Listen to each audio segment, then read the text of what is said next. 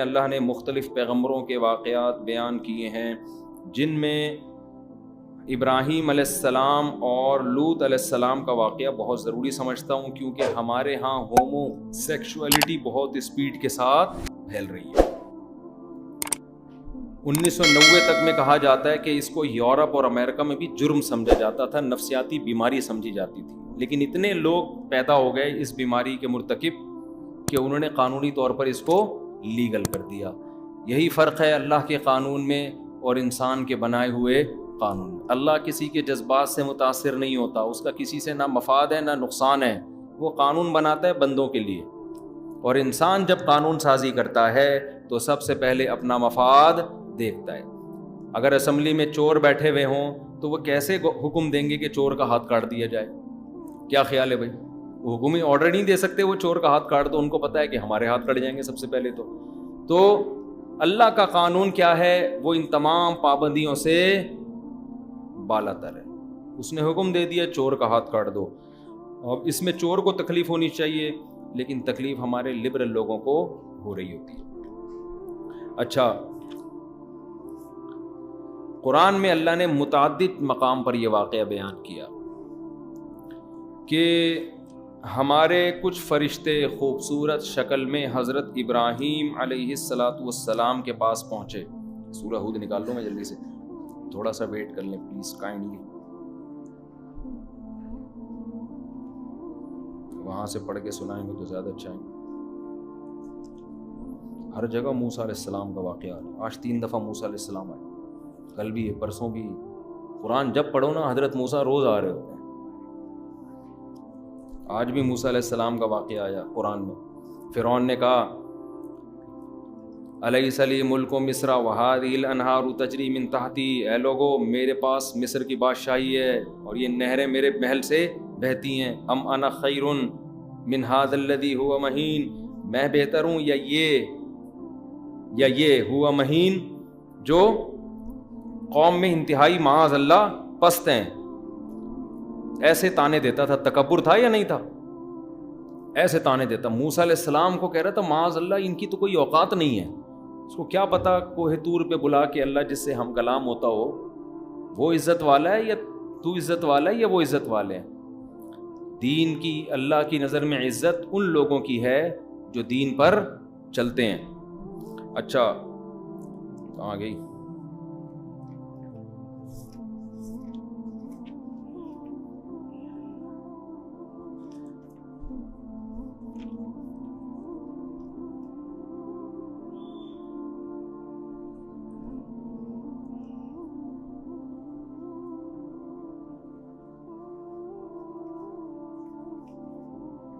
صورت غائب۔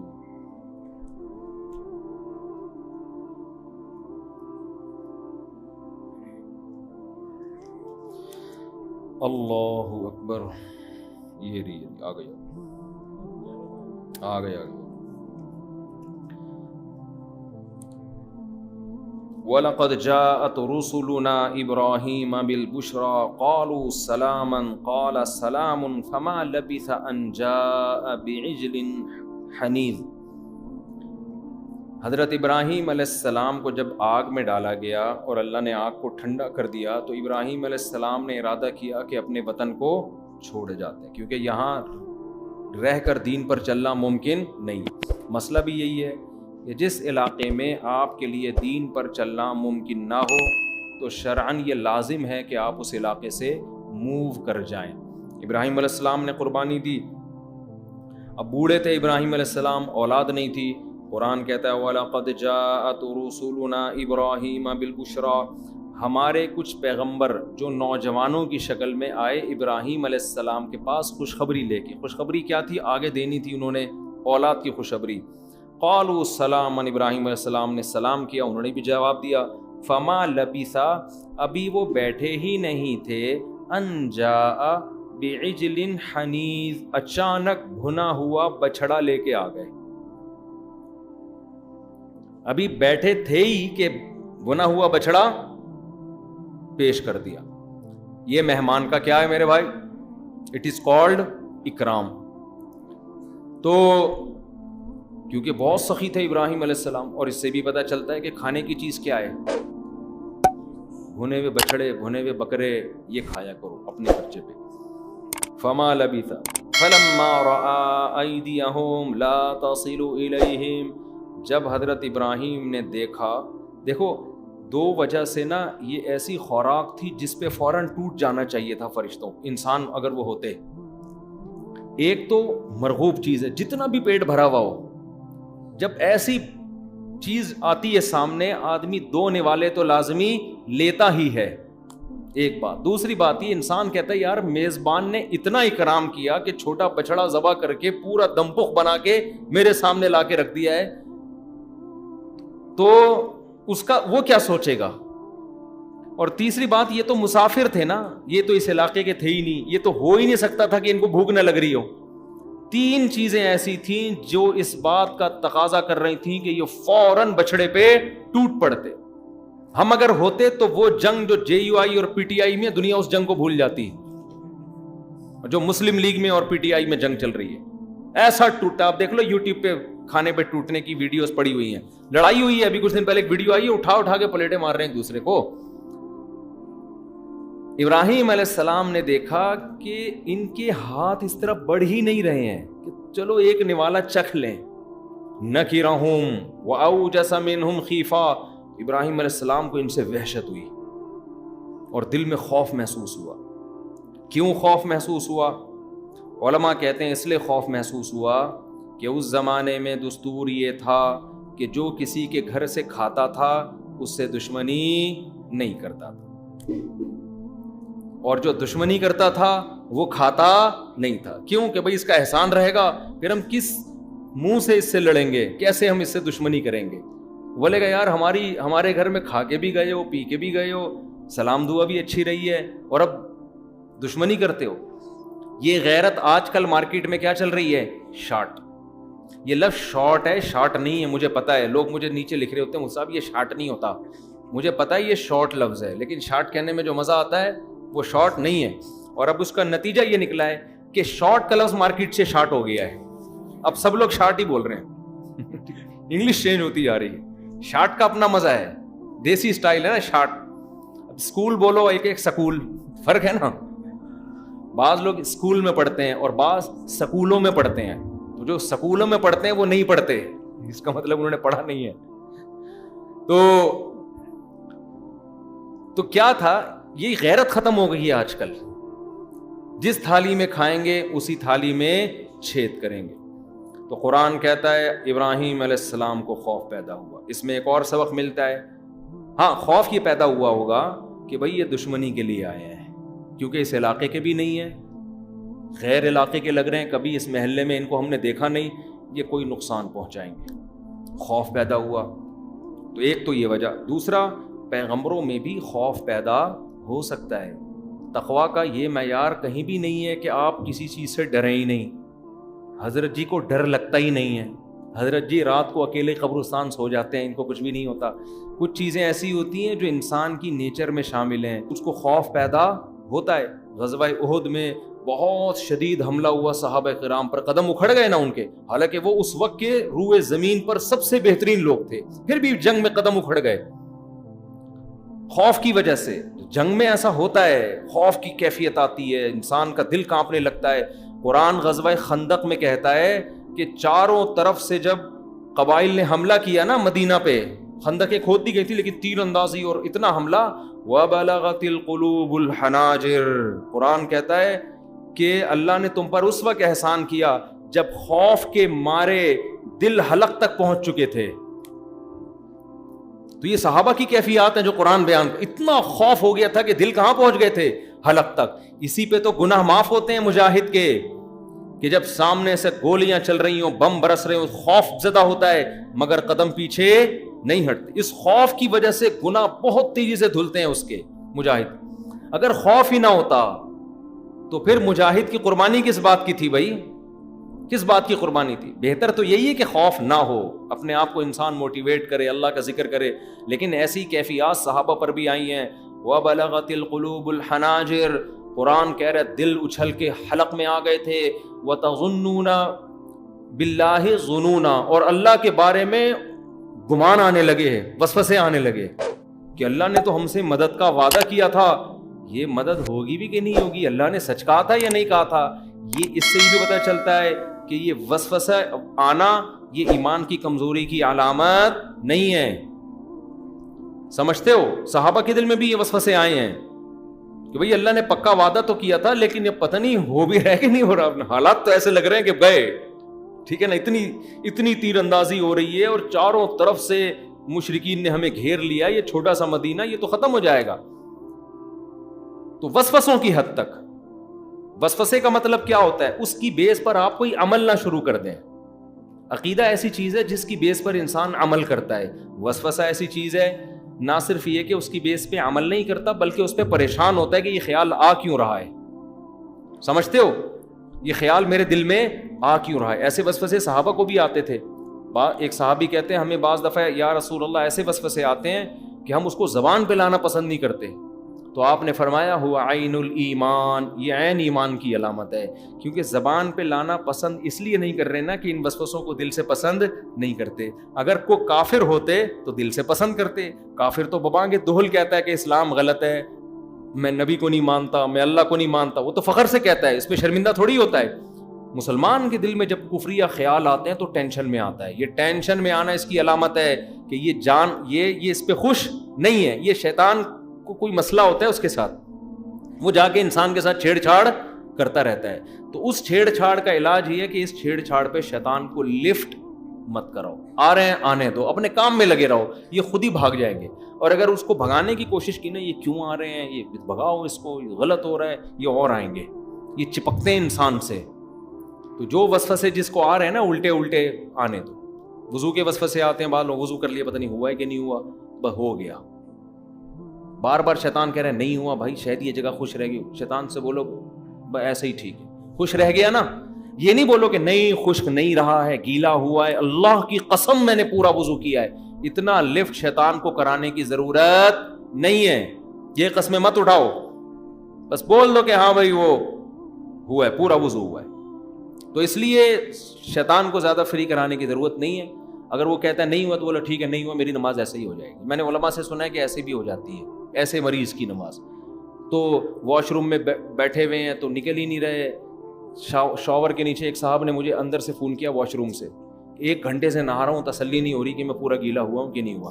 میں نے کہا وہیں ڈوب کے مر جاؤ اسی پانی میں، میں نے کہا تھوڑا سا پانی لو یوں کر کے اس میں ڈوب، ایسی زندگی سے موت کیا ہے، بہتر ہے نا، بہتر ہے ایسی زندگی سے موت۔ تو پوری ٹینکی خالی کر دی، تو ابھی بھی تو نماز قضا کر دی اس چکر میں۔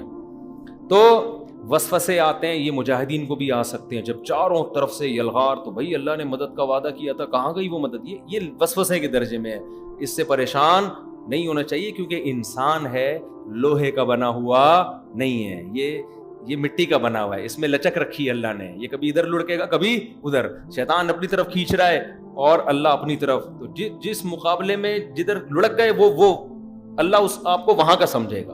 تو وسوسے آ رہے ہیں لیکن دین پر قائم رہے آپ، میدان جنگ میں وسوسے آ رہے ہیں پیچھے نہیں بھاگے آپ، تو بس اللہ آپ کی اس محنت کو قبول کرے گا۔ تو قرآن کیا کہتا ہے کہ ابراہیم علیہ السلام کے دل میں خوف پیدا ہوا، بھئی یہ تو قتل نہ کر دیں مجھے، کوئی نقصان نہ پہنچائے۔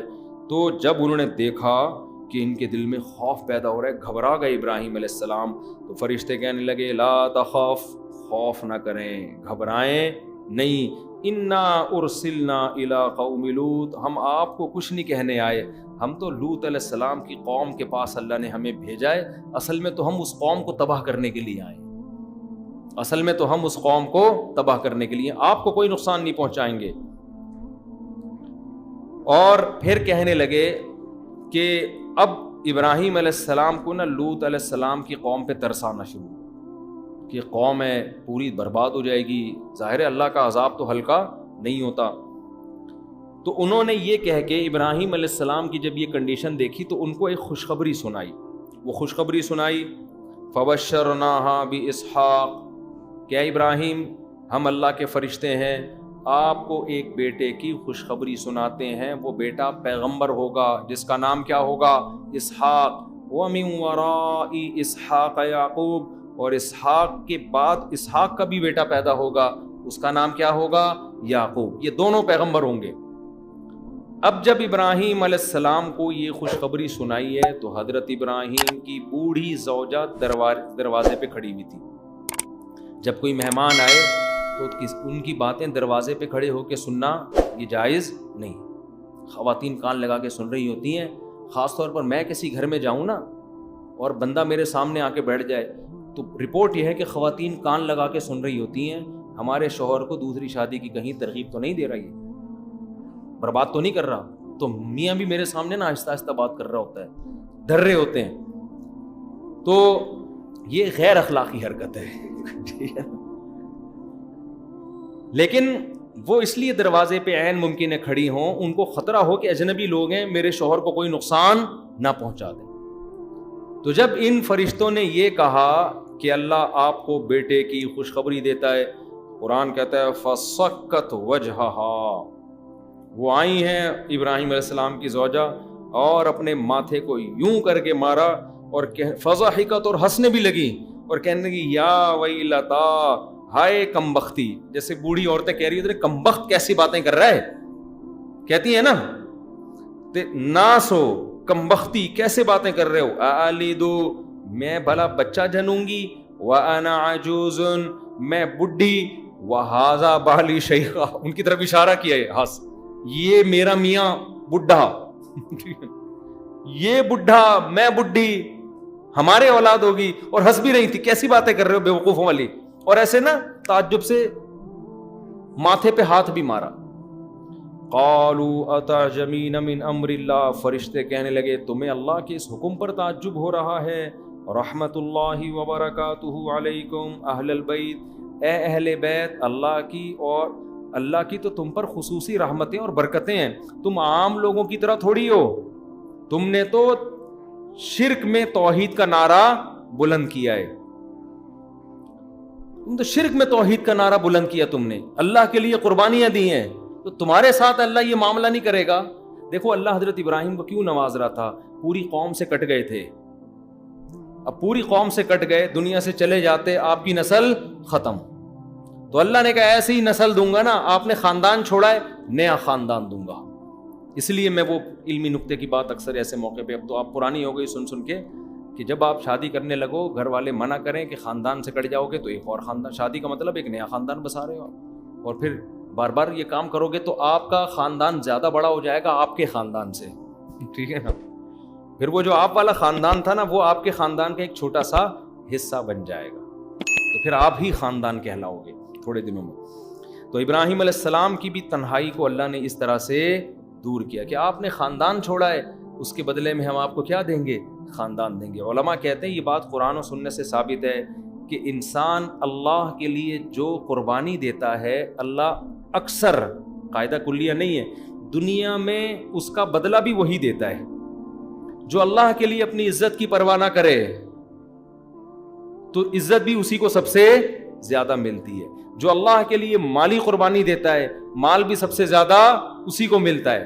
تو یہ اللہ کی عادت ہے. ابراہیم علیہ السلام نے خاندان چھوڑا, اللہ نے ایسا خاندان دیا, ایسا خاندان, ایسا برکت والا, تعداد میں بھی زیادہ اور کیفیات. پیغمبر پیدا ہو, موسیٰ کلیم اللہ تو ابراہیم علیہ السلام کی اولاد میں پیدا ہوئے ہیں, ہارون علیہ السلام, داؤد علیہ السلام, یحییٰ علیہ السلام, زکریا علیہ السلام, سلیمان علیہ السلام اور عیسیٰ علیہ السلام, حضرت مریم, یہ سارے بڑے بڑے لوگ کس کی اولاد میں پیدا ہوئے, ابراہیم علیہ, اور محمد صلی اللہ علیہ وسلم. تو ابراہیم علیہ السلام کی زوجہ, ہاں فرشتوں نے کہا کہ اللہ کی تم پر اتنی برکتیں, انہ حمید مجید, وہ بڑی بزرگی والا اور قابل تعریف ہے. جو قابل تعریف ہوتا ہے وہ کسی کی اچھے کام کا ایسا نہیں ہوتا کہ بدلہ ہی نہ دے, وہ تو اس سے بڑھا چڑھا کے دیتا ہے. تو یہ اللہ کی نعمت ہے آپ کے اوپر. فلما ذهب عن ابراہیم الروع وجاءته البشرى, اللہ کہتے ہیں جب تھوڑی دیر میں ابراہیم علیہ السلام سے خوف ختم ہو گیا, تھوڑا مانوس ہو گئے, ہاں بھائی یہ فرشتے ہی ہیں, کوئی دشمن نہیں ہے, اور ایک خوشخبری بھی مل گئی کہ اولاد ملنے والی ہے. تو جب یہ خوشخبری تو طبیعت میں آپ کی تھوڑی سی نشاط پیدا ہوا, جسے آج کل کہتے ہیں تھوڑا انسان ریلیکس ہو جاتا ہے. اب کیا ہوا کہ اب یجادلونا فی قوم لوط, قرآن کہتا ہے ابراہیم ہم سے جھگڑا کرنے لگے لوط علیہ السلام کی قوم کے بارے میں۔ اللہ سے کوئی جھگڑ سکتا ہے بھائی؟ یہ قرآن کی اصطلاحات ہوتی ہیں، قرآن کے ان ظاہری الفاظ کو اگر کوئی لے گا نا تو وہ گمراہ ہو جائے گا۔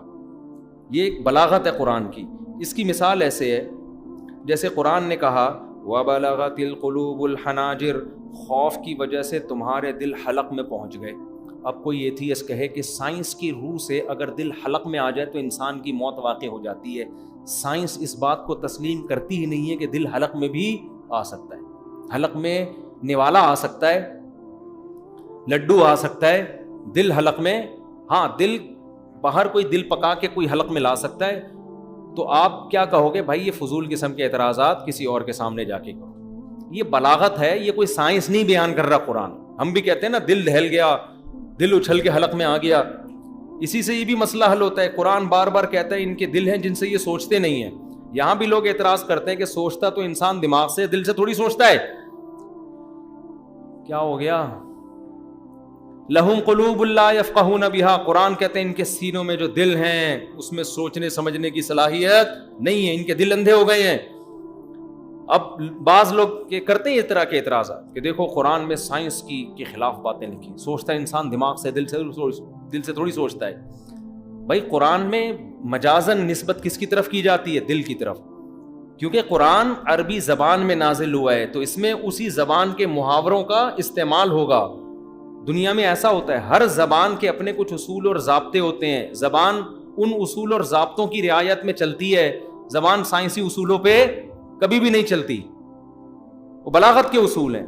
آپ کہو میں تمہارے لیے چاند سے تارے توڑ کر لاؤں گا، آپ نے فوراً سائنس کے فلسفے پیش کرنا شروع کر دیے کہ یہ ایتھیسٹ صحیح کر رہے ہیں۔ سن 1976 کی رپورٹ کے مطابق اب تک کوئی خلا کو کراس نہیں کر سکا ہے یا مریخ سے آگے نہیں جا سکا ہے، تاروں تک تو جا ہی نہیں سکتا، یہ تو بات ہی غلط کی آپ نے۔ اس کو بولو گا اللہ کے بندے پٹانے کے موقع ملا تھا، اس کو پھنسا رہا تھا، تو نے سارا مسئلہ کیا کر دیا؟ خراب کر دیا، یہی کہے گا۔ تو قرآن دل کی طرف نسبت کیوں کرتا ہے؟ جب بھی ہم سوچتے ہیں نا تو سب سے پہلا اثر کس پہ پڑتا ہے؟ دل پہ۔ دیکھو ہماری آنکھیں روتی ہیں، قرآن کہتا ہے نا، ہم بھی کہتے ہیں حقیقت میں دماغ روتا ہے، آنکھیں نہیں روتی ہیں۔ آنکھ سے تو صرف آنسو نکلتا ہے، دماغ آنکھ کو آرڈر دیتا ہے۔ روتا جو غم فیل کرنے والی چیز آنکھ نہیں ہے، وہ کیا ہے؟ دماغ ہے۔ لیکن ہماری نظر میں جو سب سے پہلے غم کا اثر سامنے والے پہ ظاہر ہوتا ہے وہ آنکھ کو دیکھ کے ظاہر ہوتا ہے۔ ہم نسبت کس کی طرف کرتے ہیں؟ آنکھیں سو رہی ہیں، آنکھیں رو رہی ہیں، حالانکہ سوتی بھی آنکھ نہیں ہے، سوتا کون ہے؟ دماغ سوتا ہے۔ ہم کہتے ہیں آنکھیں سو رہی ہیں کیونکہ دماغ جب سوتا ہے تو سب سے پہلا اثر کس پہ پڑتا ہے؟ آنکھ پہ۔ دماغ جب روتا ہے تو سب سے پہلا اثر کس پہ پڑتا ہے؟ آنکھ پہ۔ تو ہم آنکھوں کی طرف نسبت کرتے ہیں۔ اسی طرح دماغ جب سوچتا ہے، محبت کرتا ہے یا خوف کرتا ہے، سب سے پہلا اثر کس پہ پڑتا ہے؟ دل پہ۔ دل کی دھڑکن تیز ہوتی ہے انسان کی، تو اس لیے پوری دنیا میں دل ہی کی طرف نسبت کی جاتی ہے۔ اب آپ دیکھ لو نا، کہتے ہیں میں نے تمہیں اپنا دل لے دیا، دل میں بسا لے، حالانکہ بسایا دماغ میں ہوتا ہے، دل میں نہیں بسایا ہوتا۔ یہی وجہ ہے کہ دماغ نکال دیں گے تو جس کو بسایا ہوا ہے وہ جہاں آپ کا بھیجا جائے گا وہ بسا ہوا بھی وہیں چلا جائے گا۔ لیکن آج تک کسی نے کسی محبوبہ کو یہ نہیں کہا میں نے تمہیں دماغ دے دیا۔ وہ کہے گی بھائی یہ سائنس اپنی ایک طرف رکھ کر آؤ، دیا دماغ ہوتا ہے، بسایا یہاں ہوتا ہے نا۔ یہی وجہ ہے کہ آپ کے دل میں کسی کی محبت آئی اور آپ نے وہ دل نکال کے پلاسٹک کا دل لگوا لیا، وہ محبت اسی طرح برقرار رہتی ہے، وہ ختم نہیں ہوتی۔ اس پہ لوگ اعتراض کرتے ہیں نا، بھائی جب دل میں تھی تو دل تو گائے کے لگا دی ہے، تو گائے کے دل میں وہ آنی چاہیے اس محبوبہ کی محبت، گائے کے دل میں نہیں، آپ ہی کے دل میں آئے گی، کیونکہ وہ روحانی دل ہے جس کا تعلق کس سے ہے؟ دماغ سے۔ تو جو لگے گا وہ اسی میں، سب چیز سافٹ ویئر سارے اسی میں انسٹال ہو جائیں گے، وہ اب وہی دل دھڑکے گا اسی دماغ کی وجہ سے۔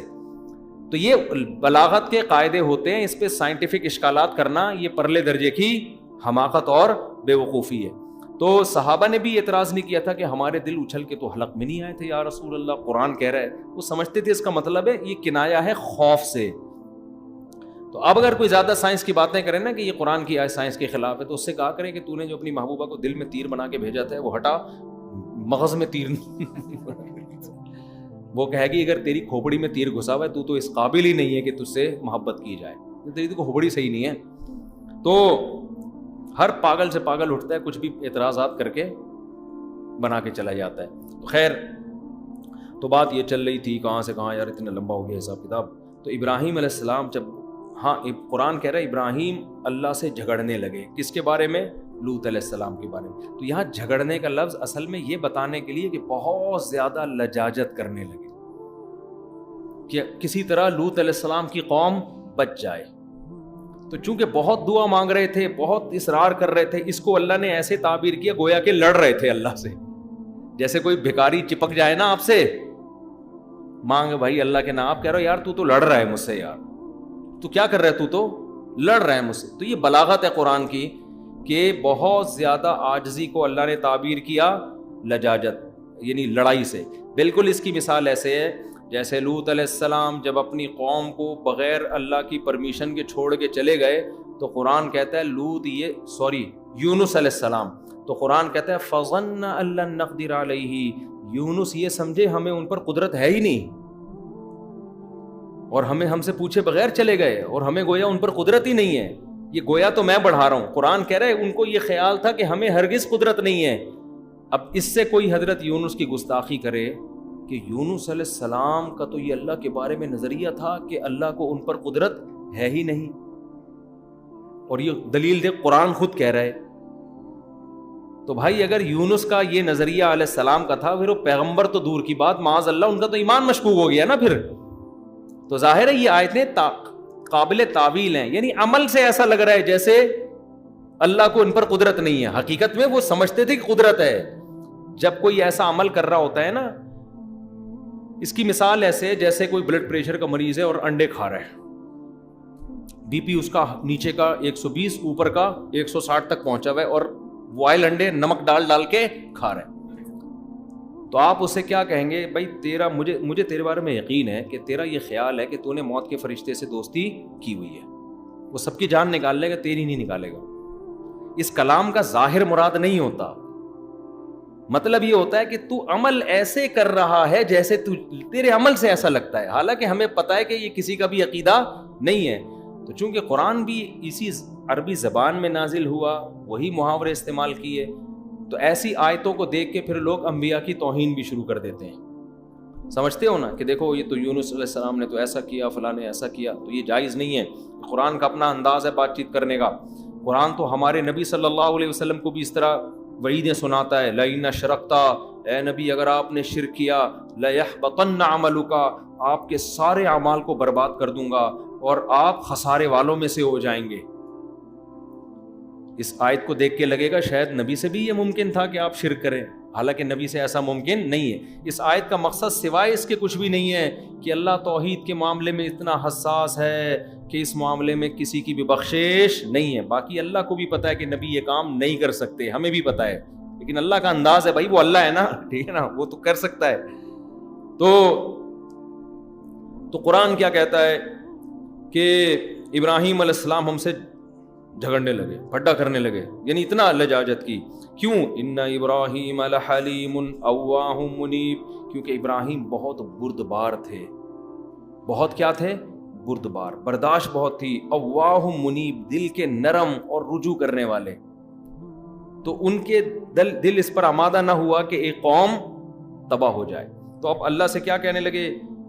ان فیہا لوطن، اے اللہ اس میں تو لوط بھی ہے. یعنی گویا ایک طرح سے نا وہ کر رہے ہیں ایک بہانہ کہ لوط علیہ السلام بھی تو ہیں، وہ بھی تباہ ہو جائیں گے.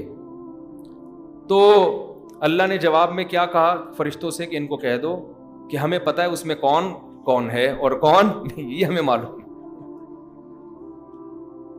قال ان فیہا لوطا قالوا نحن اعلم فیہا بمن فیہا، فرشتوں سے کہنے لگے وہ تو لوط علیہ السلام بھی ہلاک ہو جائیں گے، معاذ اللہ ہلاک ہو جائیں گے وہ بھی اس میں، تو یہ کام نہیں کرو. تو فرشتوں نے کہا نحن اعلم بمن فیہا، ہمیں پتا ہے اس میں کون کون ہے. لننجینہ واہلہ، ہم لوط کو بھی بچائیں گے، ان کے گھر والوں کو بھی بچائیں گے سوائے ان کی بیوی کے، باقی سب کو ہم بچائیں گے. اور یہاں قرآن کہتا ہے جب ابراہیم جھگڑا کرنے لگے تو اللہ نے فرمایا یا ابراہیم اعرض عن ھذا، اے ابراہیم اس بات سے اب تو اعراض کر، اس میں مجھ سے بحث نہ کر. کیوں؟ انہ قد جاء امر ربک، تیرے رب کا فیصلہ آ چکا ہے، اللہ اب یہ فیصلہ واپس نہیں لے گا. یعنی اب آپ اگر سفارش کریں گے، شفاعت کریں گے، مزید مہلت مانگیں گے لوط علیہ السلام کی قوم کے لیے، تو بھی اللہ یہ بات نہیں۔ اس سے ہمیں پتہ چلتا ہے جو اللہ کے کام ہیں وہ اللہ کو کرنے دو، جو ہمارے کام ہیں وہ کیا ہیں، وہ ہمیں۔ ہمارا کام یہ کہ ہم حتی الامکان اللہ کے دشمنوں کی بھی خیر خواہی کریں، ان کو عذاب سے بچانے کی کوشش کریں۔ جب اللہ نے دینا ہوگا تو وہ خود دے دے گا۔ لوگ کہتے ہیں اللہ نے بھی تو اس کو فلاں نافرمان کو سزا دی تو ہم نے جا کے 2 موقع لگا دیے تو کیا ہو گیا؟ تو جو اللہ کا کام ہے وہ کون کرے گا؟ اللہ۔ ابراہیم علیہ السلام نے آخری دم تک کوشش کی لوط علیہ السلام کی قوم بچ جائے۔ جب اللہ نے یہ کہا کہ اس پہ بحث نہ کریں آپ مجھ سے، پھر ابراہیم علیہ السلام خاموش ہوئے۔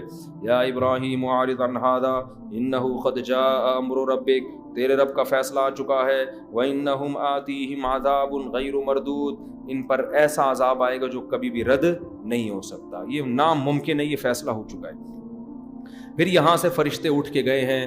لما جاءت رسلنا لوطا، لوط علیہ السلام کے پاس گئے خوبصورت لڑکوں کی شکل میں، وہاں بھی نہیں پہلے بتایا کہ ہم فرشتے ہیں۔ تو قرآن کہتا ہے لوط علیہ السلام ان کو دیکھتے ہی آپ کے چہرے پہ پریشانی کے آثار، سیء بہم، جیسے ناگواری آ جاتی ہے نا چہرے پر، یار یہ کہ مہمان دیکھ کے تو لوگ خوش ہوتے ہیں نا، لیکن سسرال والے آ رہے ہوں اچانک، اوپر سے آدمی یوں کر کے مل رہا ہوتا ہے، اندر سے بولتا ہے یار ساس کو بھی آج ہی آنا تھا، ٹھیک ہے نا، اگر وہ مستقل آ کے بیٹھ جائیں تو یہ سب جگہ ایسا نہیں ہوتا، کہیں کہیں ایسا ہوتا ہے۔ تو سیء بہم، قرآن کہتا ہے چہرے پہ ناگواری، حالانکہ پیغمبروں کے ظرف بڑے۔ ابراہیم علیہ السلام تو اتنا خوش ہوئے تھے، مہمان آئے ہیں بھائی پہلے سے بچڑا لا کے رکھ دو۔ لوط علیہ السلام خوش نہیں ہوئے کیونکہ بے انتہا خوبصورت نوجوانوں کی شکل میں آئے۔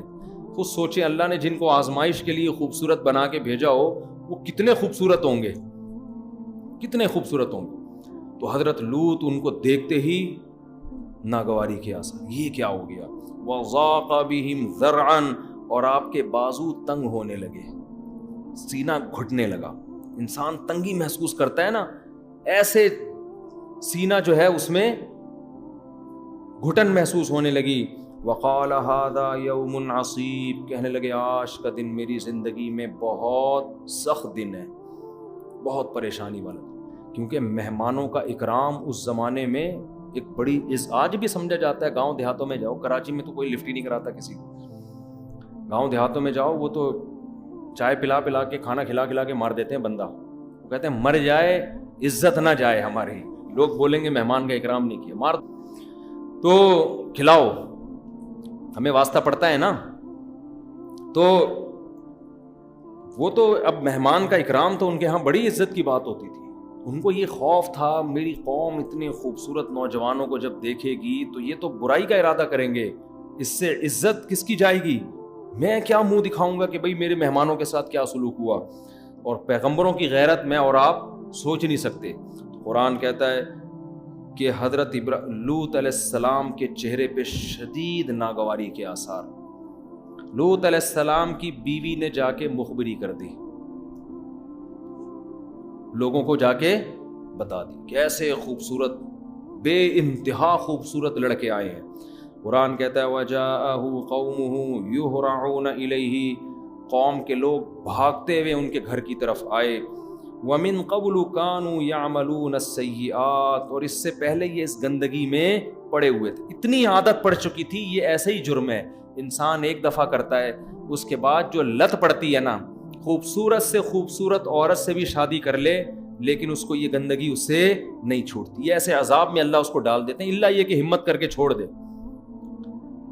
تو جب وہ آئے ہیں تو لوط علیہ السلام نے کہا کہ یہ دن مجھ پر بہت سخت ہے، اور قوم سے منتیں کرنے لگے، ان ہؤلاء ضیفی فلا تفضحون، یہ میرے مہمان ہیں مجھے رسوا مت کرو۔ تو قوم کیا کہتی ہے جواب میں، اولم ننہک عن العالمین، اے لوط ہم نے تجھے پہلے سمجھا دیا تھا کہ ہماری عادت کا تجھے پتہ ہے، تو اپنے گھر میں کسی ایسے مہمان کو داخل نہ ہونے دینا، ہم نے پہلے تجھے بتا دیا تھا۔ لوط علیہ السلام تو خیال کرتے ہوں گے نا یہ تو اللہ کی طرف سے آ گئے فرشتے، ان کو کیسے روکیں۔ اور گھر پہ آئے ہوئے مہمان کو تو کوئی نہیں بھگاتا. تو ہم نے تجھے پہلے منع کیا تھا کہ تجھے ہماری عادت کا پتہ ہے, لہذا تو کسی ایسے شخص کو گھر میں داخل نہ ہونے دینا. اب یہ غلطی ہماری نہیں ہے, معاذ اللہ کس کی ہے؟ آپ کی غلطی ہے. تو لوط علیہ السلام کیا کہتے ہیں؟ ہؤلاء بناتی ہن اطہر لکم, یہ میری بیٹیاں ہیں, مراد ہے قوم کی بیٹیاں, کیونکہ پیغمبر روحانی باپ ہوتے ہیں. لوط علیہ السلام کا چونکہ قوم میں ایک وقار بھی تھا نا, تو بھائی کسی کو جس بھی لڑکی سے نکاح کرنا ہے میں اس کا نکاح اس سے کروا دوں.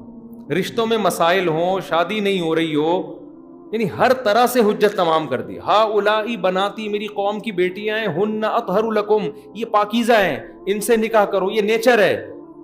ان کنتم فاعلین, اگر تم نے اپنی خواہش پوری کرنی ہے. قوم جواب میں کیا کہتی ہے؟ لقد علمت. اچھا آگے کہنے لگے الیس منکم رجل الرشید, کیا تم میں کوئی ایسا شخص نہیں ہے جو تمہیں سمجھا دے؟ سارے نالائق ہو گئے ہیں, یعنی کوئی تو ایسا ہو جو تمہیں میں سے کھڑا ہو کر تمہیں پیچھے دھکیلے اور کہے کہ یہ لوط صحیح کہہ رہے ہیں, ان کو تنگ نہ کرو. کوئی تم میں ایسا نہیں ہے.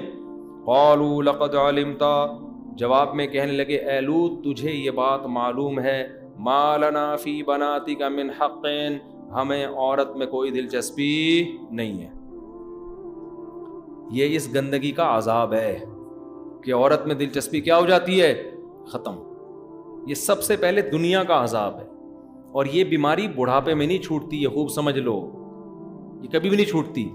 اس لیے بھائی اگر کوئی اس بیماری میں مبتلا ہے, آج توبہ کر لے, آسان ہے, کل توبہ اور زیادہ مشکل ہو جائے گی. اور یہ ساری بدماشیاں دیر سے شادی کے نتیجے میں پیدا ہوتی ہیں. اور یہ بھی خوب سمجھ لو, اپنے بچوں کو بڑوں کے ساتھ نہ بیٹھنے دیا. میں نے ایک دفعہ بیان کیا تھا, اس پہ بعض لبرل لوگوں کو بڑی تکلیف ہوئی, یہ مولوی گندی سوچ رکھتے ہیں, یہ مولوی یوں کرتے ہیں. آپ قوم کے حالات کو ہم سے زیادہ جانتے ہو. خوبصورت خوبصورت بچے آئے ہوئے ہوتے ہیں, بڑے آدمیوں کی گود میں بیٹھے ہوئے ہوتے ہیں, ان کے گالوں پہ ہاتھ لگا رہے ہیں, ان سے فری ہو رہے ہیں. غیرت بھی کوئی چیز ہوتی ہے کیا؟ آپ اتنے اچھا گمان کیوں رکھا ہوا ہے آپ نے سب سے؟ گمان سب سے اچھا رکھو, عمل میں سب سے بدگمان ہو کے رہو. عمل میں ایسے سب سے کسی پر اعتماد نہیں بھائی, نہ مولوی پر, نہ عامی پر, نہ لبرل پر, نہ ڈاکٹر پر, نہ سائنسدان پر. ہر انسان آدمی پہلے ہوتا ہے, اور ڈاکٹر, مفتی, عالم, بزرگ یہ بعد میں ہوتا ہے. ہر انسان کے ساتھ شیطان اللہ نے لگا دیا ہے, چاہے بزرگ ہو, عالم ہو, ڈاکٹر ہو, مفتی ہو, انجینئر ہو, سائنسدان ہو, مالدار ہو, غریب ہو. جب لگا دیا ہے شیطان ہر ایک کے ساتھ, تو احتیاط کا تقاضا کیا ہے کہ نو عمر لڑکوں کو بڑے لڑکوں کے ساتھ نہ بیٹھنے دیا جائے. اور میں یقین سے کہتا ہوں یہ بیماری کزنوں سے بھی لگتی ہے. ہمارے سامنے تو صبح و شام کیسز آتے ہیں, مائیں کیا کرتی ہیں, اپنے بچوں کو کزنوں کے گھر بھیج دیتی ہیں, 2 کزن ایک ساتھ بستر پہ سو رہے ہوتے ہیں چپک کے. 10 سال کی جو 9-10 سال کی جو ایج ہے نا, 9 سے 10 سال, یہاں سے بگڑنے کی عمر شروع ہوتی ہے. بالغ انسان دیر سے ہوتا ہے, خوب سمجھ لو, 14 سال میں, 15 سال میں. شہوت بہت پہلے پیدا ہو جاتی ہے, شہوت بچے میں 9-10 سال کی عمر میں پیدا ہو جاتی ہے, اس کو یہ خیالات آنا شروع ہو جاتے ہیں. تو یہ عمر ہے 9-10 سال, یہاں بگڑنے کی بچے کی عمر شروع ہوتی ہے. مائیں چھوڑ دیتی ہیں شادی بیاہ میں, جب بارات آئی ہوئی ہوتی ہے, بھائی شادی والا گھر, سب چپک کے سو رہے ہیں, ایک لڑکا بھی اس میں خراب نکلا نا اس پورے ماحول میں, وہ سب کو گندگی کا عادی بنا دیتا. اس لیے بچوں کو اپنے بہن بھائیوں کے ساتھ کھلاؤ. بھائیوں میں یہ بیماری نہیں پھیلتی, کزنوں سے بھی پھیلتی ہے, دوستوں سے بھی پھیلتی ہے. اپنے ساتھ رہنے دو. کبھی کسی ان کی عمر کے لڑکوں کے ساتھ بھی ہاتھ کا مذاق نہ کرنے دو. ان سے بولو بھائی کھیلو, بنٹے کھیلو, مارم پیٹی کھیلو, چپک کے نہیں بیٹھو آپس میں. چپک کے سونے کی اجازت نہیں ہے. حدیث میں آتا ہے بچہ 10 سال کا ہو جائے اس کا بستر الگ کر دو. تو یہ معاشرے میں ہو رہا ہے, بڑے اچھے اچھے گھرانے کے لڑکے بگڑ جاتے ہیں. آپ کو تھوڑی بتائیں گے, ہمیں آگے اپنی کہانیاں سنا رہے ہوتے ہیں کہ کیسے کس نے ہمیں تنگ کیا. پھر لوگ کہانیاں سنا رہے ہوتے ہیں کہ ہم برے نہیں تھے, ہمیں کسی نے اس طرح مس یوز کیا, پھر ہوتے ہوتے ہمیں یہ لت پڑ گئی, عادت پڑ گئی ہمیں, اب ہم چھوڑنا چاہتے ہیں نہیں چھوٹتی. اس میں سب سے بڑا کردار سب سے پہلے کس کا ہے؟ والدین کا. جو گھننے بنے ہوئے ہوتے ہیں, بچے چپک رہے ہیں, گودوں میں بیٹھ رہے ہیں, آپس میں ایک دوسرے کے جناب وہ گال پہ ہاتھ مار رہے ہیں, اور بڑی عمر کے لوگوں کے ساتھ بٹھایا ہوا ہوتا ہے. تو احتیاط کرنی چاہیے اس میں, تاکہ اس بیماری سے حفاظت رہے. میں نہیں کہہ رہا معاشرے میں سارے برے ہیں بھائی, 100 میں ایک برا ہو, اس ایک کی وجہ سے 99 سے بھی احتیاط کی جاتی ہے. اب احتیاط کا یہ معیار تھوڑی ہوتا بیٹا ان انکل سے ہاتھ نہیں ملانا, ان سے گلے مل لینا, یہ بہت نیک ہے. یہ تو پھر عجیب سی بات ہو جائے گی نا. بھائی میں کہتا ہوں 100 میں ایک اگر انکل برے ہیں 99 انکل اچھے ہیں, تو اب یہ تھوڑی بچے کو کہا جائے گا یہ اس ٹائپ کے جو انکل ہیں ان سے بچو, یہ والے آپ کو کیا پتا کون سا کس ٹائپ کا ہے. تو آپ نے بچوں کو بولنا ہے بیٹا انکل کوئی بھی ہوں وہ انکل ہیں, آپ نے ان سے ریزرو رہنا ہے, ان سے دور رہنا ہے آپ, ٹھیک ہے نا, بس دور دور سے السلام علیکم وعلیکم السلام, پتلی گلی سے نکلو, اس سے زیادہ نہیں فری ہونے دینا کسی کو. تو احتیاط کرنی چاہیے اس میں. تو خیر اب قوم کا دیکھو حشر کیا ہوا ہے. تو قوم کو ایسی ٹھڑک چڑھی ہوئی تھی کہ لوط علیہ السلام کہہ رہے ہیں کہ نکاح جس سے کہو گے میں تمہارا نکاح کرا دوں گا. وہ کہہ رہے ہیں ہمیں عورتوں میں کوئی رغبت نہیں ہے. قرآن ایک جگہ کہتا ہے لعمرک انہم لفی سکرتہم یعمہون, اے محمد صلی اللہ علیہ وسلم ہمیں آپ کی عمر کی قسم وہ لوگ نشے میں مدہوش تھے, شہوت دماغ پہ چڑھی ہوئی تھی ان کی, ذرا بھی خیال نہیں تھا کہ یہ پیغمبر پاک سیرت ہے. دیکھو انسان کتنا ہی برا ہوتا ہے, سامنے والے کی داڑھی دیکھ کر, اس کے چہرے کا نور دیکھ کر, اس کی پاکیزہ زندگی دیکھ کے اس پہ ترس آ جاتا ہے کہ یار یہ گندگی کرنی ہے کسی اور کے ساتھ جا کے کر لو. یہ تو قوم کے بزرگ ہیں, یہ تو تہجد گزار ہیں, یہ تو سخی ہیں. ہوتا ہے نا انسان کہ یار چھوڑو. ہم نے بعض ڈاکوؤں کو دیکھا ہے, ایک مولوی صاحب نے مجھے اپنا واقعہ سنایا کہ فیکٹری میں ڈکیتی ہوئی, سب کی جیبوں سے ڈاکوؤں نے موبائل دیا, پیسے لیے, کہہ رہے میں ٹوپی پہن کے اور میری داڑھی نا ایسے بیٹھا ہوا تھا, تبلیغ سے نئے وقت لگا کر آئے تھے. سر میرے سے بھی لے لیا سب کچھ, کہہ رہے پھر آخر میں جانے سے پہلے مجھے بتا دے رہا وہ ایسے کہتے ہیں ایسے ادھر تو مولوی لگ رہا ہے, تھوڑا سا شکل سے شریف آدمی لگ رہا ہے. ڈاکو نے یہ لے, اور اپنی طرف سے بھی کچھ حرام پیسے تھے وہ, چلو شاباش انجوائے کرو لائف کو. غلط کیا ڈاکو نے, لیکن تھوڑی سی اس میں بھی کیا آ گئی, تھوڑی سی غیرت آ گئی. یار داڑھی دیکھ لو. بعض لوگ لڑکیوں کو چھیڑتے ہیں لیکن پردے والی لڑکی کو دیکھ کے تھوڑی ان کو غیرت آ جاتی ہے. وہ بے پردے کو بھی چھیڑنا غلط ہے, ایسا نہ ہو کہ آپ کہیں کہ چلو وہ والا چھیڑنا کم, وہ تو غلط ہے, لیکن پردے والی کو چھیڑنا اور زیادہ غلط ہے کہ بھائی یہ تو اسکارف لے کے جا رہی ہے, یہ تو پردہ کر رہی ہے, کوئی ایسی خاندان کی لگ رہی ہے جو ان چیزوں کو پسند نہیں کرتے. وہ بھی نہیں پسند کرتی لیکن یہ زیادہ پسند نہیں کرتی. تو ان کو اتنا بھی خیال نہیں آیا کہ ان لوط علیہ السلام کی حالت دیکھو اس وقت کیا ہو رہی ہے. تو قرآن کہتا ہے لعمرک انہم لفی سکرتہم یعمہون, آپ کی عمر کی قسم یہ لوگ اس وقت نشے میں مدہوش ہو چکے تھے. پھر لوط علیہ السلام نے جب دیکھا مان نہیں رہے ہیں تو کہنے لگے لو ان لی بکم قوتا, کاش میرے پاس طاقت ہوتی. آج کتنے کمزور, اکیلا ہوں, چند لوگ میرے ساتھ ہیں جو ایمان لے کر آئے ہیں, میری اپنی بیٹیاں اور بیوی بھی انہی کے ساتھ ہے. کاش میرے بازوؤں میں طاقت ہوتی. او آوی الی رکن شدید, یا کوئی تم میں سے میرے ساتھ ہوتا, کوئی اس وقت تم لوگوں میں سے ایسا ہوتا جو میری صف میں آ کے کھڑا ہو کے تمہیں سمجھا رہا ہوتا, اس کی پناہ میں میں چلا جاتا. کچھ بھی نہیں ہے. جب فرشتوں نے دیکھا نا کہ ایسی قسم پرسی کی حالت لوط علیہ السلام کی ہو گئی, یہ شدید ٹینشن میں. دیکھو اللہ کا وہی معاملہ ہوا نا جو فرعون اور حضرت موسیٰ کے واقعے میں. ان کو جب اللہ نے پریشانیوں میں ڈالا ہے بنی اسرائیل کو, تو پریشانیوں کی انتہا پہ جب لے گیا ہے نا اللہ کہ اب بچنے کا کوئی راستہ تمہارے لیے ہے نہیں, اور وہ کہنے لگے مر گئے, اس وقت اللہ نے ان کو نجات دی. اور فرعون کو جب اللہ کامیابی کی انتہا پہ لے کر گئے ہیں کہ اب تو پوری بنی اسرائیل آپ کے کنٹرول میں, آگے دریائے پیچھے فرعون ہے, اب یہ کہیں نہیں بھاگ سکتے.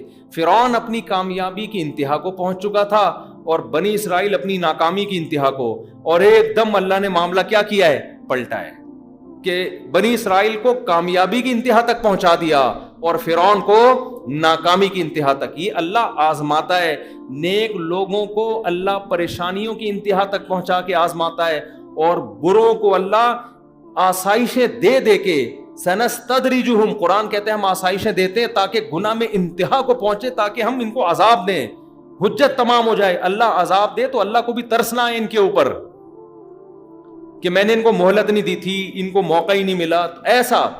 تو اب لوط علیہ السلام کئی سال سے قوم کو سمجھا رہے ہیں لڑکوں سے بدفعلی مت کرو, عورتیں پیدا کی ہیں. وَتَذَرُونَ مَا خَلَقَ لَكُمْ رَبُّكُمْ مِنْ أَزْوَاجِكُمْ, جن عورتوں کو اللہ نے تمہارے لیے پیدا کیا ان کو چھوڑ دیتے ہو تم, اور تم لڑکوں کی طرف آتے ہو. اتأتون الفاحشۃ ما سبقکم بها من احد من العالمین, ایسی بے حیائی کر رہے ہو جو اس کائنات میں اس سے پہلے کسی نے بھی نہیں کی, کیونکہ نیچرل نہیں ہے, یہ تو ایک دوسرے سے سیکھتے ہیں لوگ, جو نہیں رہیں گی, اور اللہ کے عذاب سے بھی ڈرا رہے ہیں. تو بجائے عذاب آنے کے کیا ہو رہا ہے, گناہ اور زیادہ آسان. اسی خوش فہمی میں آتا ہے گناہگار کہ یار میرے لیے گناہ آسان ہو رہے ہیں, اگر اللہ ناراض ہوتا تو عذاب دیتا نا, اور آسانیاں کیوں پیدا کر رہا ہے. میں مثالیں دیتا ہوں نا, پہلے زنا کرنا مشکل تھا, اب کیا ہو گیا ہے, بولو آسان. زنا کے خلاف علماء تقریریں کرتے تھے, زانی پر یہ عذاب, زانی پر یہ, زانی کہتے تھے ہم پر تو کوئی عذاب نہیں آیا, بلکہ اب زنا اور زیادہ سستا اور زیادہ آسان. بعض تو اچھے اچھے گھرانوں کی لڑکیاں زنا کر لیتی ہیں, میرے تو پاؤں سے زمین نکل جاتی ہے جب میں ایسے واقعات سنتا ہوں نا. پہلے کوئی فحش فلمیں دیکھنے کے لیے مخصوص سینما گھر تھے, چھپ چھپا کے جاتے تھے لوگ, اب ہر ایک کے موبائل میں سہولت موجود ہے, انٹرنیٹ پہ سہولت موجود, جو گند دیکھنا چاہو. تو گناہ مشکل ہونے کے بجائے کیا ہو رہا ہے, آسان. اور گناہگار یہ کہہ رہے ہیں اللہ کا عذاب تو آیا نہیں, میں نے تو اتنی فلمیں دیکھ لی, میں نے تو اتنے زنا کر لیے, میں نے تو اتنا یہ کر لیا. او بھائی, یہ اللہ کا عذاب نہ آنا زیادہ بڑا عذاب ہے. اللہ کی رحمت یہ, گناہ کرو فوراً چپت لگ جائے, انسان کا بچہ بن جائے آدمی. صحابہ کے ساتھ ایسا ہی ہوتا تھا, گناہ کرتے تھے فوراً سزا ملتی تھی, یہیں دھل دھلایا جاتا تھا معاملہ. کتنے واقعات ہیں حدیث میں. ایک صحابی ایسے زنا ہوا, جوہینہ قبیلے کی تھی, یا رسول اللہ سزا جاری کریں میرے اوپر, رجم کریں. آپ نے چہرہ پھیر لیا, دوبارہ آئیں, آپ نے فرمایا تم تو حمل سے ہو, نہیں, پھر دوبارہ آئیں, کام سزا جاری. وہ چاہ رہی تھی کہ یہ پتھروں سے مار کے مجھے ہلاک کر دیں, یہیں دھل دھلا جائے میرا گناہ, کیونکہ ان کو پتا تھا زنا ہو تو گیا ہے مگر اس کی سزا آخرت میں کتنی بڑی ہے. یا رسول اللہ مجھے سزا دیں. آپ نے پھر چہرہ پھیر لیا, تیسری دفعہ آئیں, پھر چوتھی دفعہ آئیں, پھر آپ نے کہا تمہارے پیٹ میں بچہ ہے, بچہ جل لیا, پھر آئیں, اب سزا دیں مجھے. آپ نے عرض کیا کہ ابھی اس بچے کو تمہاری ضرورت ہے. روٹی کا ٹکڑا پکڑا کے آئیں بچے کے ہاتھ میں کہ بڑا ہو گیا ہے, اب اس کو میری ضرورت نہیں ہے. پھر آپ نے حکم دیا, رجم کیا, خون کی چھینٹیں پڑی ہیں, یا جنازہ پڑھایا. تو حضرت عمر نے اعتراض کیا, یا رسول اللہ ایک زانی عورت کا آپ جنازہ پڑھا رہے ہیں. نبی نے فرمایا لقد تابت توبتن لو قسمت بین 70 من اہل المدینہ لوسعتہم. اللہ کی قسم ایسی توبہ کی ہے 70 کبیرہ گناہگاروں میں بانٹی جائے تو سب کی مغفرت ہو جائے. ان کو پتا تھا بھائی گناہ ہلکی چیز نہیں ہے, پتھر مروا دیے. حضرت معاذ رضی اللہ تعالیٰ عنہ ہوا ہے, مجھ سے زنا ہوا ہے یا رسول اللہ, شادی شدہ ہوں. آپ نے وہاں بھی چہرہ پھیر لیا, پھر دوبارہ ہے, پھر تیسری بار, پھر چوتھی بار, پھر آپ نے حکم دیا رجم کرو. انہیں بھی پتھروں سے اسی طرح سے ہلاک کیا گیا. وہ خوش قسمت تھے خدا کی قسم. میں یہ نہیں کہہ رہا کسی نے زنا کیا تو اپنے آپ کو پتھر مروا دے جا کے, اب تو حد جاری کرنے کی حکومت بھی نہیں ہے اور خود سے کرنا بھی نہیں ہے, یہ تو صحابہ کا تقویٰ تھا. لیکن توبہ تو کرے نا اللہ سے گڑ گڑا کے, اللہ تیرا عذاب آنے سے پہلے مجھے دوبارہ موقع نہ دینا زنا کا, اور مجھے عذاب ٹال دے, میں توبہ کر چکا ہوں. شکر کرے ابھی تک عذاب آیا نہیں ہے, اس غنیمت سے فائدہ اٹھا کے توبہ میں جلدی کرے. اور آج گناہگار کیا کر رہے ہیں, چونکہ نہیں آیا ایک اور دفعہ کر کے دیکھو, پھر بھی نہیں آئے گا, پھر کر کے دیکھو کچھ نہیں ہوتا, پھر کر کے دیکھو کچھ نہیں ہوتا. ابے ہم تو کب کتنے عرصے سے کر رہے ہیں, زنا کر رہے ہیں, یہ کر رہے ہیں, وہ کر رہے ہیں, کوئی عذاب نہیں ہے, کوئی کچھ نہیں ہے. یہ ساری کہانیاں وہ تھیں جو پہلے قومیں پیغمبروں کے ساتھ کرتی تھیں. کوئی عذاب نہیں آتا, کوئی عذاب نہیں آتا. بھائی ان چیزوں سے متاثر نہ ہو, کیونکہ دنیا میں عذاب نہیں بھی آیا, اللہ نے موت کا ایک دن رکھا ہے, اور موت کے وقت توبہ قبول نہیں ہوگی. اس لیے خوش قسمت وہ ہے جو پہلے توبہ کر لے. تو قوم کیا سمجھ رہی ہے, اتنے خوبصورت نوجوان ہیں, تو قوم کیا کہہ رہی ہے کہ کوئی نصیحت اثر نہیں کر رہی, اور سمجھ رہی ہم بڑے خوش قسمت ہیں. لوط علیہ السلام عذاب کا کہہ رہے تھے, لیکن یہاں تو اور ہماری عیاشی کا سامان پیدا ہو رہا ہے. تو جب لوط علیہ السلام کی سخت قسم پرسی کو دیکھا اللہ نے کہ گھٹے جا رہے ہیں اور کہہ رہے کاش میرے بازوؤں میں طاقت ہوتی, کاش ایسا ہوتا, ایسے موقع پہ انسان یہی کر رہا ہوتا ہے نا. تو پھر اللہ نے فرشتوں کو کہہ دیا کہ ان کو بتا دو. تو کیا کہنے لگے, یا لوط انا رسول ربک, ہم تیرے رب کے بھیجے ہوئے فرشتے ہیں, ہم انسان نہیں ہیں. لن یصلوا الیک, یہ ہرگز تجھ تک نہیں پہنچ سکتے. یہ نہیں کہا کہ ہم تک نہیں پہنچ سکتے، اس لیے کہ اس کا تو سوال ہی پیدا نہیں ہوتا نا، ہم تو فرشتے ہیں اور بہت پاورفل فرشتے ہیں، وہ طاقت کا تو ان کو ابھی اندازہ ہو جائے گا. ہم تو یہ بتا رہے ہیں تجھ تک بھی نہیں پہنچ سکتے، یہ ناممکن ہے. لن عربی میں آتا ہے لن یصلوا، ہرگز یہ ممکن نہیں ہے. لہذا یہ ٹینشن تو تجھے ہو رہی ہے نا، یہ تو نکال دے ذہن سے. لن یصلوا الیک فاسری باہلک بقطع من اللیل، اور اب تو نے کرنا کیا ہے، اپنے گھر والوں کو لے کے، جو بھی ہے سارا خاندان لے کے آپ راتوں رات اس حصار سے باہر نکل جائیں. اللہ ان کی آنکھوں پہ پٹی باندھ دے گا، ان کو آپ نظر نہیں آؤ گے، آپ ان کو نظر نہیں آؤ گے، اور آپ یہ اپنے بیوی اور اپنے سارے گھر والوں کو لے کے نکل جاؤ. پھر ہوگا کیا، وَلَا يَلْتَفِتْ مِنْكُمْ أَحَدٌ، آپ نے یہاں سے نکلنا ہے اور پیچھے مڑ کے کسی نے نہیں دیکھنا اس بستی کی طرف. جب کسی بستی پہ اللہ کا عذاب آ رہا ہوتا ہے نا، تو شریعت میں حکم نہیں ہے کہ کھڑے ہو کے تماشا دیکھو، شریعت میں حکم ہے وہاں سے بھاگ جاؤ، کیونکہ وہ قدرتی حادثہ نہیں ہے، وہ اللہ کا قہر ہے. اس کو دیکھنے کے لیے بھی، یہ دیکھنا بھی اس کی علامت ہے کہ آپ اپنے آپ کو بڑا فنڈر سمجھتے ہو. تبھی تو حدیث میں آتے قوم عاد اور قوم سمود کے نشانات پر جب نبی گزرتے تھے چہرہ ڈھانپ لیا کرتے تھے خوف کی وجہ سے، کہ ہم اس مناظر کو بھی نہیں دیکھنا چاہتے، ہم تو عافیت چاہتے ہیں. بھائی ہمیں کون چاہتا ہے کہ میں ہاتھ سے اپنی آنکھوں سے دیکھوں، بس اللہ عافیت والی زندگی دے ہم سب کو. تو کہا کہ پیچھے مڑ کے نہ دیکھنا. لیکن فرشتوں کو معلوم تھا کہ لوط علیہ السلام اپنے سارے خاندان سے کہیں گے کہ پیچھے مڑ کے نہ دیکھو، تو کوئی بھی نہیں دیکھے گا، کیونکہ سب کا ایمان تھا کس پر، لوط علیہ السلام پر. ان کی بیوی کا ایمان نہیں تھا، اس کو کچھ تکلیف ہوگی اور وہ پیچھے مڑ کے دیکھے گی، وہ دیکھے گی دیکھوں عذاب آ بھی رہا ہے کہ نہیں آ رہا. یہ ہوتا ہے نا، کنفیوژن ہوتی ہے نا. حدیث میں آتا ہے کہ فرات جو ہے نا، فرات دریا فرات، قرب قیامت میں ایک جگہ ایسی ہے جہاں سے پانی ہٹے گا اور سونا نکلے گا اس میں سے، بے تحاشا سونا. قرب قیامت میں ایسا ہوگا، دریا فرات میں ایک جگہ سے پانی ہٹے گا اور کیا نکلے گا، سونا. لوگ اس پہ ٹوٹ پڑیں گے. آپ صلی اللہ علیہ وسلم نے فرمایا تم میں سے کوئی بھی اس سونے کو حاصل کرنے کی کوشش نہ کرے. اب جس نے یہ حدیث سنی ہوئی ہے اور نبی پر ایمان ہے کہ بھئی یہاں سے سونا لینا، خزانہ لینا اللہ کے عذاب کا ذریعہ ہے، یہ نبی نے پہلے بتا دیا، اس کی نظر میں سونے کے پہاڑ نکل جائے، سونے کے زیور نکل جائیں، سکے نکل جائیں، ڈائمنڈ نکل جائے، وہ ان کو لفٹ نہیں کرائے کہ بھئی یہ تو نبی نے پہلے بتا دیا. لیکن جس کو نبی کی باتوں پہ یقین نہیں ہے، جب وہ لوگوں کو دیکھے گا سونا شاپر میں بھر بھر کے لے کے جا رہے ہیں بھئی، وہ 2-4 نوالے تو لینے کی کوشش کرے گا وہاں سے. تو اس میں یہ بھی داخل ہے، جب کوئی ٹرین کا حادثہ ہو، بسیں الٹتی ہیں، لوگوں کی جیبوں میں پیسے پڑے ہوتے ہیں، گولڈ ہوتا ہے، کبھی بھی اس گولڈ کو ہاتھ لگانے کی کوشش نہ کرو. اس پہ بھی اللہ کا عذاب آتا ہے کہ وہ قسمہ پرسی میں پڑے ہوئے ہیں اور تم ان کی جیبوں سے کیا کر رہے ہو، پیسے نکال رہے ہو. ایک آدمی کہتا ہے میں نے کچھ دن پہلے ایک ڈاکو کو پکڑا، میں ڈاکو کو پکڑا ہوا، دوسرا بندہ میری جیب سے موبائل نکال کے لے گیا. یعنی وہ اس نے یہ موقع سے فائدہ اٹھایا کہ ابھی ادھر بزی ہے تو چلو ہم یہاں سے، یہ چل رہا ہے مارکیٹ میں. تو کراچی ہے بھائی جس کو جو موقع ملتا ہے نا، وہ کوئی موقع ضائع نہیں جانے دیتا. غیرت کا سودا کر لو یار، تو پھر جو مرضی بن جاؤ.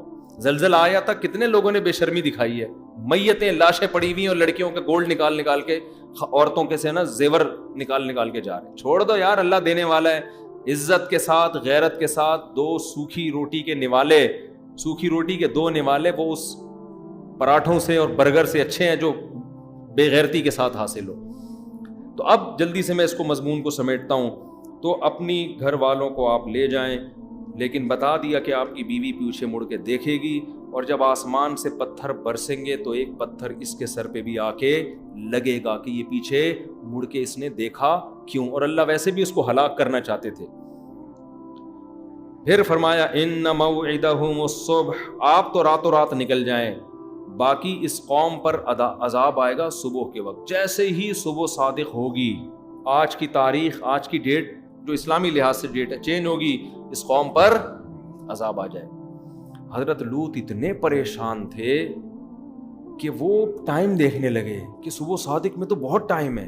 یعنی اتنے ٹینشن میں آ گئے تھے کہ وہ چاہ رہے تھے یہ جلدی ہلاک ہوں تاکہ میری جان بچے. ایسا نہ ہو اس دوران یہ کچھ کر لیں. تو فرشتوں نے تسلی دی, الیس الصبح بقریب, اے لوط کیا صبح قریب نہیں ہے؟ بہت کم ٹائم رہ گیا صبح ہونے میں, پوری رات تو اسی جھگڑے میں لگ گئی ہے آپ کی, تو صبح میں زیادہ دیر کیسی تسلیاں دے رہے ہیں. اور اس سے پتہ چلتا ہے لوط علیہ السلام پریشان کتنے تھے کہ بھئی صبح میں تو بہت دیر ہو جائے گی. پھر قرآن کہتا ہے فلما جاء امرنا, جب ہمارا حکم آیا, جعلنا عالیہا سافلہا, ہم نے زمین کے اوپر کے حصے کو نیچے کر دیا, ایسے پلٹ دیا. وامطرنا علیہا حجارا, اور ہم نے آسمان سے پتھر برسائے. اب علماء مفسرین کہتے ہیں یا تو پتھر پہلے برسے ہیں اور الٹا بعد میں, کیونکہ واو کے ساتھ ہے, دونوں کام ہوئے ہیں. اس میں اللہ نے ترتیب نہیں بیان کی, یوں نہیں کہا فجعلنا, فامطرنا نہیں کہا, تو وامطرنا, تو دونوں کام ہوئے ہیں. یا تو ایسے ہی ہوا کہ زمین کو الٹا پہلے ہے, پھر مزید رسوا کرنے کے لیے پتھر برسائے, اور یا ایسے ہوا کہ پہلے اللہ نے قوم پہ آسمان سے پتھر برسائے ہیں اور پھر ان کے نشانات ختم کرنے کے لیے زلزلہ لا کے زمین کو بالکل الٹ دیا. مسومۃ عند ربک, اللہ کہتے ہیں پتھر نشان زدہ تھے. جس پتھر نے جس کے سر پہ جا کے لگنا تھا اس پتھر کو وہی آرڈر دیا گیا تھا. ایک ایک پتھر پہ نشان تھا کہ کس نے کس کمبخت کے سر پہ جا کے لگنا ہے. اتنا تنگ کیا تھا انہوں نے پیغمبر کو. تو مسومۃ عند ربک, تیرے رب کے پاس ان پتھروں پہ علامتیں تھیں, وہ تیرے رب کو معلوم تھی, وہ فرشتوں کو بھی معلوم نہیں تھی, وہ تیرے رب کو پتا تھا کہ کس کے مقدر میں میں نے کون سا پتھر لکھا ہوا ہے.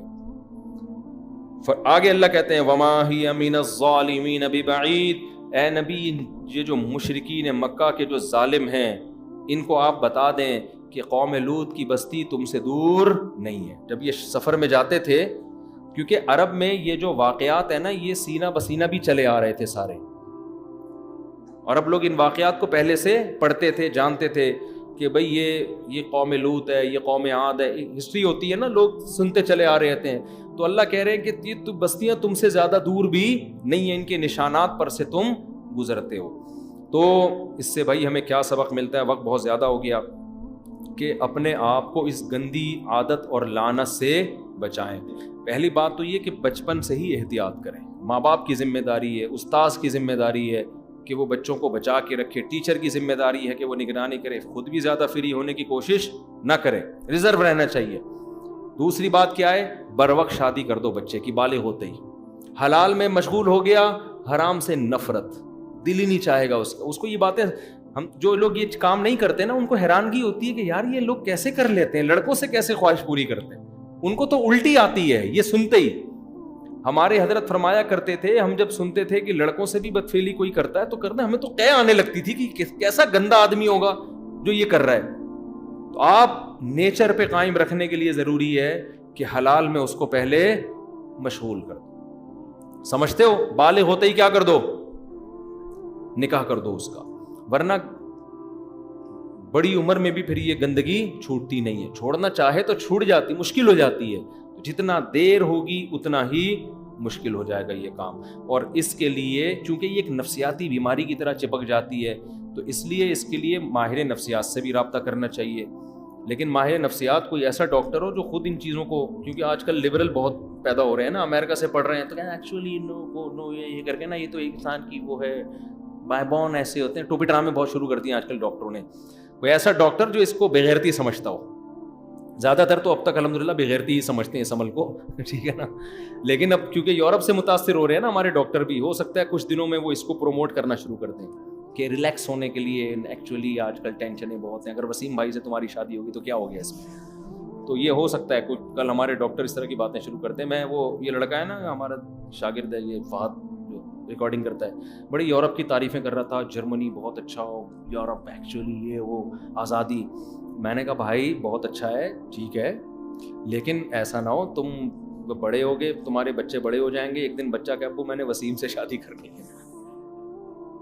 ہاں یہ اتنی آزادی ہے وہاں پہ, ابو میں نے سبکتگین سے شادی, ابو میں نے ارشد سے شادی کرنی ہے, تو تمہاری بہو ارشد صاحب تمہاری بہو ہو, ٹھیک ہے نا, اور تمہارا بیٹا بھی بہو ہو ارشد کے ابو کا, ٹھیک ہے نا.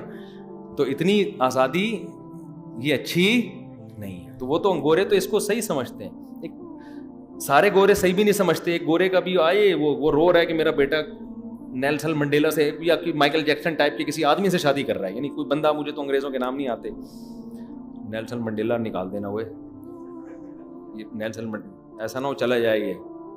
تو وہ رو رہا ہے کہ میرا بیٹا, کیونکہ ان میں بھی بہت سے لوگ ابھی تک فطرت پہ قائم ہیں, ابھی ٹائم لگے گا ان کو پوری قوم کو بگڑنے میں, پوری قوم ابھی ان کی نہیں بگڑی ہے. تو اس لیے اللہ کا واسطہ کسی میں یہ مسئلہ ہے تو ابھی توبہ کر لو اور شادی کر لو جلدی, تاکہ اس عذاب سے جتنا جلدی ہو جان چھوٹے. اللہ تعالیٰ